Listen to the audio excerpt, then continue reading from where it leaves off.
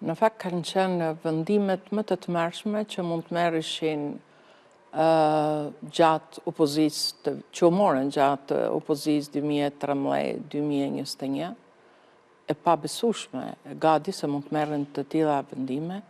Unë e kam thënë atë priull, e mendoj tesh, në të njëjtën mënyrë, një papërgjegjshmëri të një shkallë të tillë, unë nuk mund ta kisha imagjinuar, sepse praktikisht ato i dhurun kundërshtarit të tyre politik, pushtetit, të gjitha karriget të parlamentit, me cilat mund të nshonte kushtetutën, mund të shpallte veten mbret, mund të bënte çdo gjë.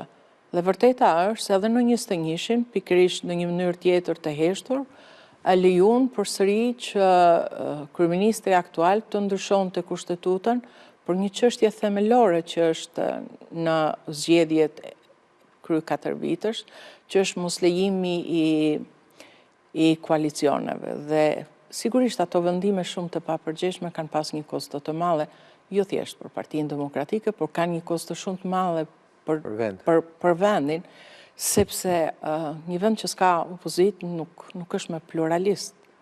Një vend që s'ka opozita, apo kur opozita ik nga misioni i tij, është një vend që mund shkojnë në drejtim të panjohur ose mund të na kthejnë në disa kujtime shumë të që nuk janë shumë të largëta, në fakt. Shumë të bravo, jo shumë të largëta. Janë shumë të largëta. Kështu që këto momente besoj që duhet kishin pas një thellim shumë të madh.